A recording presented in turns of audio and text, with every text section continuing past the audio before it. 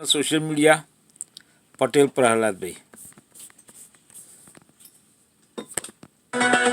Trump और Zelensky के बीच तीखी बयानबाजी के बाद पूरी दुनिया में हड़कंप मचा हुआ है।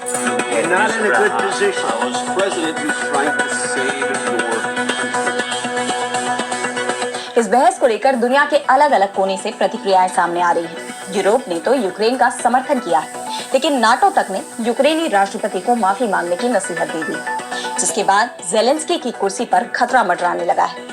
इस पर हम करेंगे विस्तार से चर्चा, लेकिन आइए जरा उन खबरों को भी देख लें जिन पर आगे होगी। तुर्की में थम गई 40 साल पुरानी जंग, कुर्दों के आतंकी संगठन ने डाले हथियार। संघर्ष में अब तक 40,000 लोगों की जा चुकी है जान। इजराइल गजा में रमजान तक नहीं छिड़ेगी जंग, दोनों देशों में तनाव जारी। बंधकों की वीडियो पर भड़का इजराइल। और चलते चलते में देखेंगे दुनिया की सबसे सुरक्षित जगह, तीसरे विश्व युद्ध के छिड़ने पर कहां छिप सकते हैं लोग। तो यूक्रेनी राष्ट्रपति वोलोदिमिर जेलेंस्की के अमेरिका दौरे को लेकर बवाल मच गया है। कहीं अमेरिकी राष्ट्रपति डोनाल्ड ट्रंप के रवैये पर सवाल उठ रहे हैं, तो कहीं वोलोदिमिर जेलेंस्की की माफी की मांग। यानी देखा जाए तो दोनों देशों के राष्ट्राध्यक्षों के बीच हुई तीखी नोकझोंक ने दुनिया में एक नई बहस छेड़ दी है। इस पर नाटो की तरफ से भी बयान जारी किया गया। नाटो के प्रमुख मार्क रूटे ने व्हाइट हाउस में जो कुछ हुआ उसे दुर्भाग्यपूर्ण बताया। उन्होंने कहा कि यूक्रेनी राष्ट्रपति वोलोदिमिर जेलेंस्की को अमेरिकी राष्ट्रपति डोनाल्ड ट्रंप के साथ अपने रिश्ते को सुधारने का रास्ता खोजना चाहिए। बता दें कि रूस यूक्रेन युद्ध के पीछे की वजह नाटो को ही माना जाता है। जेलेंस्की यूक्रेन को नाटो का सदस्य बनाने पर अड़े हैं, लेकिन ट्रंप ने इससे साफ इनकार कर दिया है। इस बीच ट्रंप प्रशासन ने डोज विभाग के प्रमुख और एक्स के सीईओ एलन मस्क ने अमेरिका को नाटो और संयुक्त राष्ट्र से निकल जाने की बात कही है। ऐसे में दोनों नेताओं की बहस को लेकर नाटो के इस बयान ने जेलेंस्की की मुश्किलें बढ़ा दी है। वहीं रूस ने भी जेलेंस्की के इस दौरे को पूरी तरह से नाकाम बता दिया। रूस ने कहा कि जेलेंस्की इस दौरे पर यूक्रेन के लिए कुछ भी हासिल करने में नाकाम रहे और खुद भी डांट फटकार खाकर वापस लौटे। रूस ने इसे जेलेंस्की प्रशासन की पूरी तरह से राजनीतिक और कूटनीतिक विफलता करार देते हुए कहा कि जेलेंस्की युद्ध को लंबा खींचने की हर मुमकिन कोशिश कर रहे हैं। ये उनकी ट्रंप से इस बहस के बाद दुनिया के सामने आ गया है। हालांकि जेलेंस्की को अमेरिका से खाली हाथ लौटना पड़ा, लेकिन ट्रंप के साथ उनकी इस बहस के बाद दूसरे यूरोपीय नेता यूक्रेन के समर्थन में आ गए हैं। दरअसल जेलेंस्की अमेरिका से सीधा लंदन पहुंचे, जहां वो 12 यूरोपीय देशों के राष्ट्राध्यक्षों के शिखर सम्मेलन में भाग लेंगे। और ट्रंप जेलेंस्की के बीच हुई इस बहस के बाद इस सम्मेलन का महत्व काफी बढ़ जाता है। इस सम्मेलन में एक बात तो तय है कि यूरोपियन यूनियन यूक्रेन का समर्थन करेगा, लेकिन क्या ये अमेरिका और रूस के लिए बड़ा झटका साबित हो सकता है, इस पर सबकी नजरें रहेंगी। सम्मेलन में भाग लेने के लिए लंदन पहुंचे जेलेंस्की ने डाउनिंग स्ट्रीट ऑफिस में पीएम कीर स्टारमर से मुलाकात की। उनके पहुंचते ही भीड़ ने उन्हें चेयर किया। स्टारमर ने भी जेलेंस्की को अपने कार्यालय के बाहर गर्मजोशी के साथ रिसीव किया और उन्हें गले से लगाया। स्टारमर ने जेलेंस्की को बताया कि यूक्रेन को यूनाइटेड किंगडम का पूरा समर्थन है। हम आपके और यूक्रेन के साथ हमेशा खड़े हैं। इसके साथ ही ब्रिटेन ने यूक्रेन को 2.26 बिलियन पाउंड यानी $2.84 बिलियन का फंड देने पर सहमति जताई। इस पूरे घटनाक्रम ने यूक्रेन और रूस के बीच 3 सालों से चल रहे युद्ध को लेकर अमेरिका और यूरोप के बीच के मतभेदों को उजागर कर दिया है, जिसके बाद सवाल ये भी उठ रहे हैं कि क्या रूस यूक्रेन युद्ध का दायरा बढ़ने वाला है? क्या यूरोप और अमेरिका आमने सामने आ जाएंगे?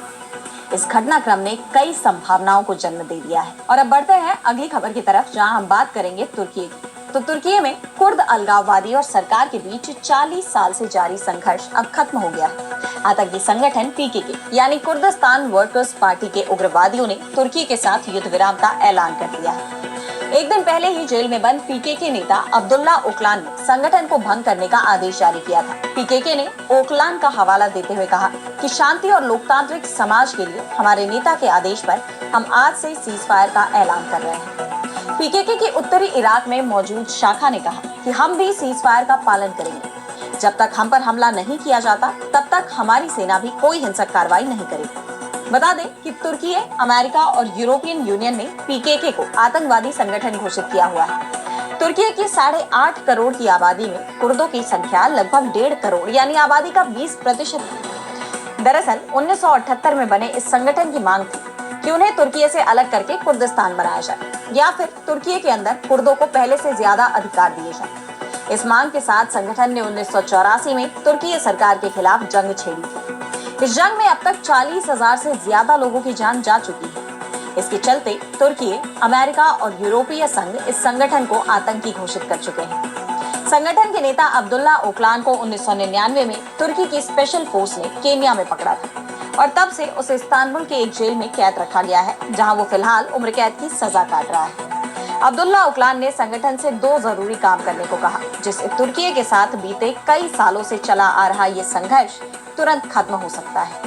पहला, अपने हथियार डालना और दूसरा, संगठन को भंग करना। ओकलान की तरफ से उसका statement pro Kurdish party DEM के नेताओं ने पढ़कर सुनाया। इस बयान में ओकलान ने कहा कि तुर्की सरकार की तरफ से कुर्दों के अधिकारों पर रोक लगाई जा रही थी। इसके जवाब में PKK का गठन किया गया था, लेकिन तब से अब तक कुर्दों के अधिकारों में इजाफा हुआ है। साथ ही ये संगठन अपनी उम्र पूरी कर चुका है।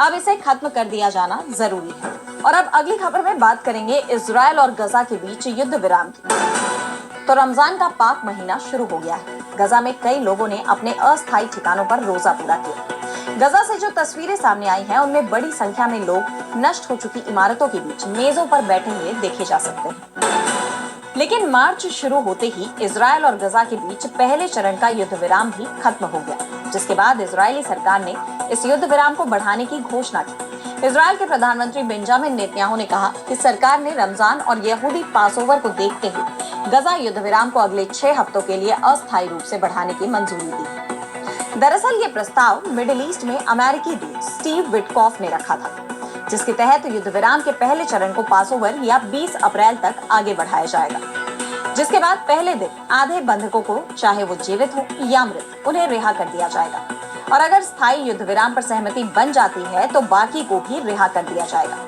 विटकॉफ का मानना है कि मौजूदा हालात में युद्ध को खत्म करने के लिए दोनों पक्षों के बीच बातचीत की संभावना अभी कम है। स्थायी युद्ध विराम पर बातचीत के लिए ज्यादा वक्त की जरूरत है। इजराइल ने कहा कि अगर उसे लगता है कि वार्ता सफल नहीं है तो वो 42 दिनों के बाद फिर से लड़ाई शुरू कर सकता है। लेकिन हमास इजरायली सरकार के रुख से सहमत नहीं है। उन्होंने इसे युद्ध विराम समझौते के खिलाफ बताया है। इसके साथ ही संघर्ष विराम के दूसरे चरण पर बातचीत पर जोर दिया। हमास ने अंतर्राष्ट्रीय समुदाय से अपील की है कि वो इजराइल पर बिना किसी देरी या टाल मटोल के तुरंत ही दूसरे चरण में आगे बढ़ने के लिए दबाव डाले। ऐसे में अगर हमास अपना रुख बदलता है तो इजराइल तुरंत विटकॉफ योजना के सभी मुद्दों पर बातचीत शुरू कर देगा, लेकिन फिलहाल ये मुमकिन नजर नहीं आ रहा। इस बीच हमास ने बंधकों का एक भावुक वीडियो जारी किया, जिस पर इजराइल भड़क गया। वीडियो में 2 भाई बेहद भावुक तरह से अपनी सरकार से अपील कर रहे हैं कि वे युद्ध विराम समझौते के लिए मान जाए। इनमें से एक भाई को रिहा कर दिया गया, जबकि दूसरा अभी भी हमास की कैद में है। वीडियो में उसने कहा कि सभी को बाहर निकालो और हमारे जीवन को अब और बर्बाद मत करो। मुझे मेरे भाई के बिना यहाँ मरने के लिए छोड़ा जा रहा है। हालांकि इजराइल सरकार ने इसे प्रोपेगेंडा वीडियो बताया, लेकिन इस पूरे प्रकरण ने दोनों देशों के बीच तनाव को बढ़ा दिया है। और अब चलते चलते में देखेंगे दुनिया की सबसे सुरक्षित जगह के बारे में, जहां तीसरे वर्ल्ड वॉर के दौरान VIP अपनी जान बचाने के लिए छिप सकते हैं।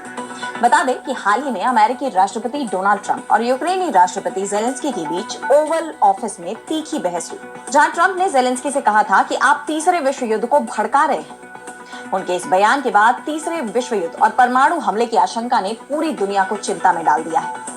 हालांकि तीसरे विश्व युद्ध के संभावित खतरों के बावजूद कुछ ऐसे स्थान हैं जो सुरक्षा के लिहाज से सबसे सही माने गए हैं। उत्तर पश्चिमी वेल्स के तट से दूर एंग्लेसी द्वीप कम आबादी वाला द्वीप है, जो इसे सुरक्षित बनाता है। मेनाई वाटर स्ट्रेट की मुख्य भूमिका से अलग एंग्लेसी द्वीप परमाणु या बड़े हमलों से बचाव के लिए बेहतर ठिकानों में से एक है। कॉर्नवाल, जो अटलांटिक महासागर से जुड़ा हुआ है, ये एक ग्रामीण क्षेत्र है और कम आबादी और दुर्गम भूभाग इसे एक सुरक्षित पनाहगाह बनाते हैं। बता दें कि आर्कटिक और अंटार्कटिका दुनिया के सबसे कम आबादी वाले महाद्वीप हैं। इन विशाल और असाधारण भूभागों में संभावित परमाणु हमले के वक्त शरणार्थियों के लिए आश्रय मिलने की संभावना ज्यादा होती है। आर्कटिक और अंटार्कटिका में कठोर मौसम, ज्योग्राफिक स्थिति के कारण इन जगहों पर युद्ध या परमाणु हमले का खतरा कम है। प्रशांत महासागर और हिंद महासागर में स्थित द्वीपीय देश भी विश्व युद्ध के दौरान सुरक्षित स्थान माने जाते हैं। स्विट्जरलैंड और सिंगापुर जैसे देश, जो लंबे वक्त से तटस्थ माने जाते हैं, ये युद्ध से सुरक्षित रह सकते हैं। स्विट्जरलैंड के पर्वतीय क्षेत्र और आधुनिक परमाणु ठिकाने इसके नागरिकों को युद्ध से पर्याप्त सुरक्षा प्रदान करते हैं। वहीं सिंगापुर की तटस्थता इसे वैश्विक संघर्षों से बचने में मदद कर सकती है। तो आज इस वर्ल्ड